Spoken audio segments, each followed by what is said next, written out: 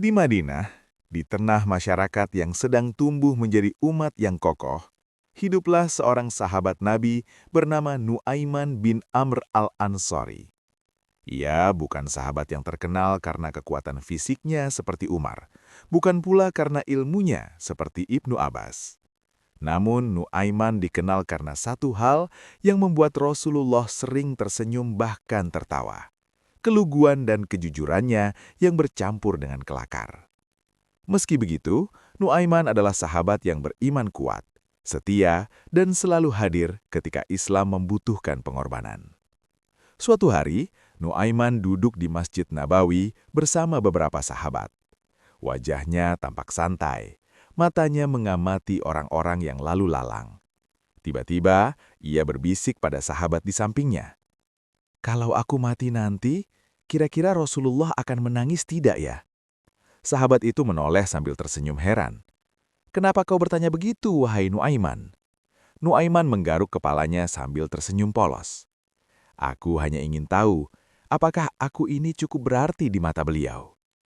Tak lama kemudian, Rasulullah masuk ke masjid. Begitu melihat Nuaiman, beliau tersenyum hangat. Senyum itu saja sudah cukup menjadi jawaban atas pertanyaan Nuaiman. Ia menunduk, dadanya terasa hangat. Ia tahu Rasulullah mencintainya apa adanya. Namun di balik kelucuan dan tingkahnya yang sering mengundang tawa, Nuaiman menyimpan keberanian besar. Ketika panggilan jihad dikumandangkan, Nuaiman tidak pernah absen.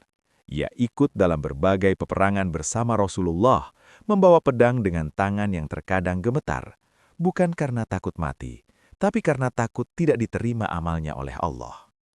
Pada suatu malam sebelum keberangkatan menuju medan perang, Nuaiman duduk sendirian di luar rumahnya. Ia menatap langit Madinah yang sunyi. Istrinya mendekat dan berkata pelan, "Apakah kau takut, wahai Nuaiman?" Ia menghela napas panjang. "Aku bukan takut mati, aku takut kalau Allah tidak ridho padaku." Istrinya terdiam, lalu berkata dengan suara bergetar, "Kalau begitu, berangkatlah. Jangan biarkan Islam berperang tanpa dirimu." Keesokan paginya, pasukan mulai bersiap. Rasulullah memeriksa barisan satu persatu. Ketika beliau sampai di hadapan Nuaiman, beliau berhenti sejenak. "Wahai Nuaiman," sabda beliau lembut, "apakah engkau siap?"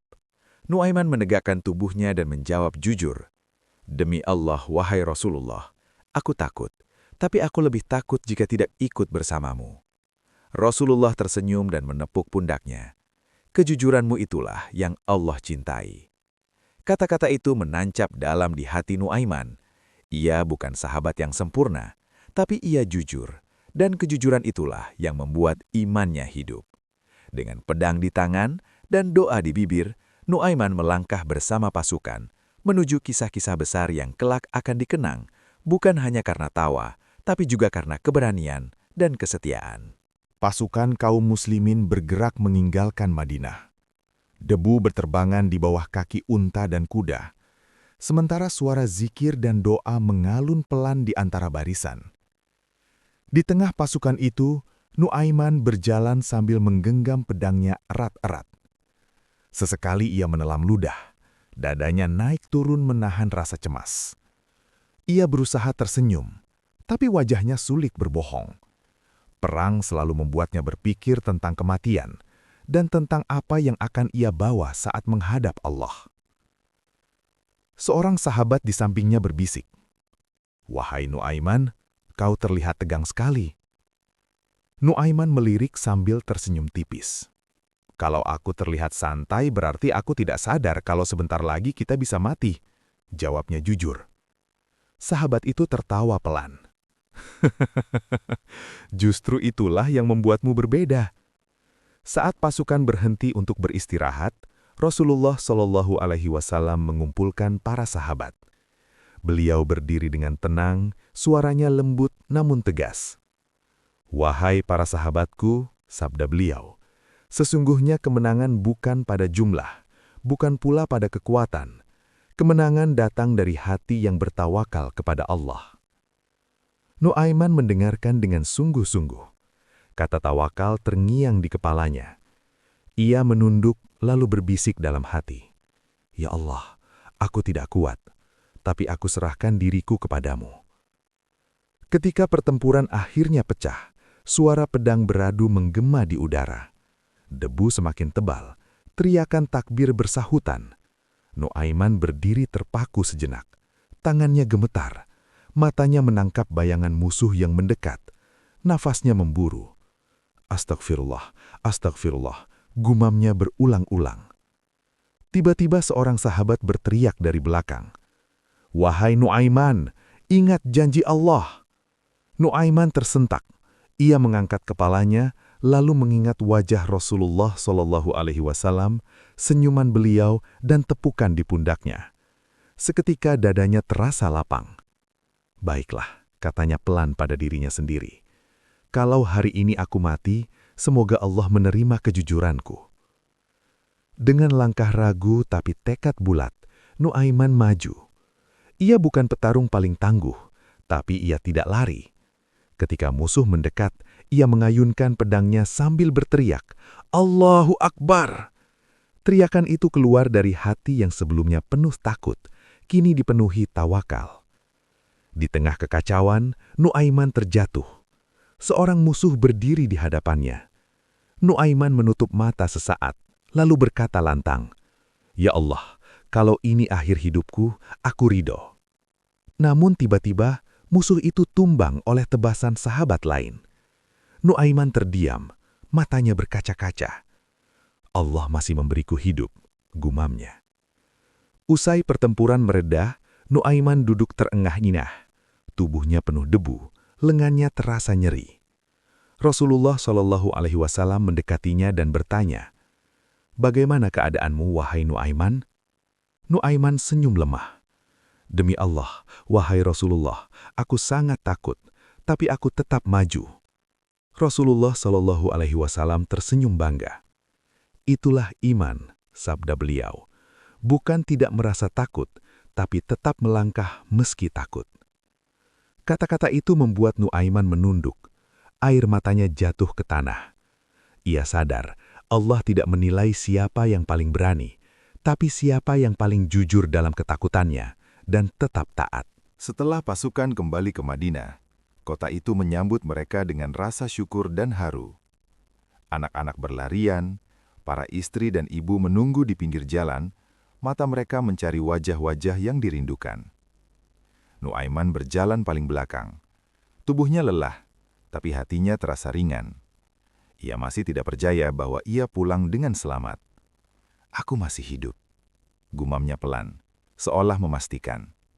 Beberapa hari kemudian, Rasulullah SAW duduk bersama para sahabat di Masjid Nabawi. Suasana hangat dan penuh keakraban. Nuaiman datang dan duduk agak jauh. Wajahnya terlihat berfikir. Rasulullah SAW memperhatikannya, lalu memanggil, "Wahai Nuaiman, kemarilah." Nuaiman tersentak. Ia berdiri dan mendekat dengan langkah agak kikuk. "Ada apa, wahai Rasulullah?" Rasulullah tersenyum. "Kami ingin mendengar ceritamu di medan perang." Para sahabat menoleh. Beberapa sudah tersenyum, karena mereka tahu jika Nuaiman mulai bercerita, selalu ada kejujuran polos yang mengundang tawa. Nuaiman menarik nafas, lalu berkata, "Demi Allah, wahai Rasulullah, aku takut sekali. Bahkan sebelum mengayunkan pedang, kakiku gemetar seperti daun tertiup angin." Sebagian sahabat tertawa kecil. "Lalu, apa yang membuatmu maju?" tanya Rasulullah lembut. Nuaiman menunduk, lalu menjawab jujur, "Aku malu jika pulang menghadap Allah sementara aku lari meninggalkan Rasul-Nya." Suasana mendadak hening. Rasulullah SAW tersenyum, namun mata beliau tampak berkaca-kaca. "Kejujuranmu lebih berat nilainya daripada keberanian yang dibuat-buat," sabda beliau. Pada hari lain, Nuaiman kembali dengan tingkah khasnya. Ia membawa seorang laki-laki asing ke hadapan Rasulullah. "Wahai Rasulullah," kata Nuaiman serius, "orang ini ingin masuk Islam." Rasulullah SAW menyambut orang itu dengan ramah, berbicara panjang lebar tentang Islam. Namun setelah selesai, orang itu berkata bingung, "Aku tidak berkata ingin masuk Islam." Para sahabat saling pandang. Nuaiman menggaruk kepalanya. "Ya Allah, Berarti aku salah dengar. Para sahabat tertawa, dan Rasulullah ikut tersenyum. Namun kemudian beliau berkata, "Wahai Nuaiman, meski kelarmu membuat orang tertawa, hatimu tidak pernah berniat dusta." Ucapan itu membuat Nuaiman terdiam. Malam harinya ia sholat sendirian. Dalam sujudnya, ia berdoa dengan suara bergetar. "Ya Allah, aku bukan sahabat yang hebat. Aku sering membuat orang tertawa. Tapi Engkau tahu, aku mencintaimu dan Rasulmu." Beberapa waktu kemudian, Nuaiman duduk bersama sahabat-sahabat muda. Salah satu dari mereka bertanya, "Wahai Nuaiman, mengapa engkau sering bercanda?" Nuaiman tersenyum pelan. "Karena hidup ini berat, dan aku ingin Rasulullah SAW tersenyum selama beliau masih bersama kita." Kalimat itu membuat mereka terdiam. Mereka sadar, di balik tawa Nuaiman, ada hati yang penuh cinta dan iman. Ia bukan sekedar penghibur, tapi sahabat yang setia, yang berperang ketika dibutuhkan dan menenangkan suasana ketika umat lelah. Suatu hari di Madinah, suasana pasar cukup ramai. Para pedagang menawarkan dagangannya, orang-orang berlalu lalang dengan berbagai urusan. Di antara keramaian itu, Nuaiman berdiri sambil memperhatikan seorang Arab Badui yang baru datang ke kota. Lelaki itu tampak kebingungan, membawa barang dagangan dan mencari pembeli. Nuaiman menatapnya cukup lama, lalu senyum jahil khasnya muncul. Senyum yang sering membuat masalah, namun tanpa niat buruk. Tak lama kemudian, Nuaiman membawa orang Badui itu ke hadapan Rasulullah SAW. Dengan wajah serius, ia berkata, "Wahai Rasulullah, orang ini ingin menjual budaknya." Rasulullah SAW memandang lelaki Badui itu dan bertanya, "Apakah benar engkau menjual budakmu?" Orang itu terkejut. "Aku tidak punya budak, wahai Muhammad." Para sahabat mulai curiga. Nuaiman langsung menyelah. "Budaknya ada di sini, wahai Rasulullah," sambil menunjuk dirinya sendiri. Seisi majelis terdiam sesaat, lalu pecah tawa. Rasulullah SAW menggelengkan kepala sambil tersenyum, namun beliau tahu kelakar ini sudah melewati batas. "Wahai Nuaiman," sabda beliau lembut tapi tegas, "apakah engkau berkata benar?" Nuaiman tertunduk, "Tidak, wahai Rasulullah, aku hanya bercanda." Rasulullah tidak marah besar, namun beliau menatap Nuaiman dengan pandangan penuh pelajaran. Sesungguhnya dusta tidak pantas meski dalam candaan. Kata-kata itu seperti panah yang menancap di hati Nuaiman. Ia menunduk lama. Wajahnya memerah, bukan karena malu kepada manusia, tapi karena takut kepada Allah. Setelah majelis bubar, Nuaiman berjalan sendiri. Langkahnya berat. "Aku telah membuat Rasulullah menegurku," gumamnya. "Mungkin Allah murka padaku." Malam itu, Nuaiman menangis dalam solatnya. Ia berkata lirih, "Ya Allah, jika aku membuat Rasulmu sedih, ampunilah aku. Aku bersumpah tidak berniat berdusta." Keesokan harinya, Rasulullah memanggil Nuaiman. Jantungnya berdebar. Ia datang dengan kepala tertunduk. "Wahai Nuaiman," sabda Rasulullah SAW, "apakah engkau menyesal?" Nuaiman menjawab dengan suara bergetar, "Demi Allah, aku sangat menyesal, wahai Rasulullah." Rasulullah tersenyum dan meletakkan tangan di dadanya. "Allah Maha Pengampun. Janganlah candaanmu membuatmu terjatuh dalam dosa." Air mata Nuaiman mengalir. Ia mencium tangan Rasulullah dan berkata, "Demi Allah, aku mencintaimu lebih dari diriku sendiri." Rasulullah menjawab lembut, "Dan aku mencintaimu karena Allah." Sejak hari itu, Nuaiman lebih berhati-hati. Ia tetap tersenyum, tetap ringan, tapi lisannya dijaga. Para sahabat melihat perubahan itu, namun Rasulullah tidak pernah menjauh darinya. Setiap kali Nuaiman hadir, beliau tetap tersenyum. Karena cinta sejati bukan tentang tidak pernah salah, tapi tentang diberi ruang untuk kembali. Waktu terus berjalan. Tahun demi tahun berlalu, dan Madinah tidak lagi sama seperti dulu. Wahyu telah sempurna, Islam telah menguat, dan satu persatu sahabat mulai menua. Nuaiman pun demikian. Rambutnya mulai memutih, langkahnya tidak lagi ringan seperti saat ia berjalan menuju medan perang bersama Rasulullah Shallallahu Alaihi Wasallam.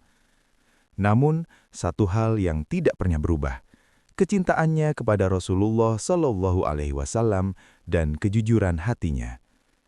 Sejak wafatnya Rasulullah Shallallahu Alaihi Wasallam, Nuaiman sering terlihat duduk lama di Masjid Nabawi.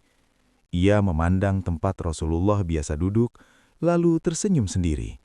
Kadang senyum itu berubah menjadi air mata. "Disinilah beliau pernah memanggilku," gumamnya pelan. "Disinilah beliau menegurku, dan disinilah beliau memaafkanku." Suatu hari, seorang sahabat muda mendekatinya dan bertanya, "Wahai Nuaiman, engkau dulu sering membuat Rasulullah tertawa. Apakah engkau tidak rindu bercanda seperti dulu?" Nuaiman tersenyum lemah. "Aku rindu, tapi aku lebih rindu bertemu beliau kelak dalam keadaan Allah ridho kepadaku." Di usia senjanya, Nuaiman tidak dikenal sebagai sahabat besar dengan banyak fatwa, tidak pula sebagai panglima perang. Namun, orang-orang mengenalnya sebagai sahabat yang tulus, yang tidak pernah berpura-pura menjadi lebih suci dari dirinya. Jika ia takut, ia mengaku takut. Jika ia salah, ia menangis dan bertaubat. Dan itulah yang membuat Allah mengangkat derajatnya. Menjelang akhir hidupnya, Nuaiman pernah berkata kepada orang-orang di sekitarnya, "Jika aku bertemu Rasulullah nanti, aku tidak akan membawa keberanian, tidak membawa ilmu, dan tidak membawa harta." Ia terdiam sejenak, lalu melanjutkan dengan suara lirih, "Aku hanya membawa satu hal. Aku mencintainya, dan aku tidak pernah mendustakannya dengan sengaja." Para sahabat yang mendengar itu terdiam.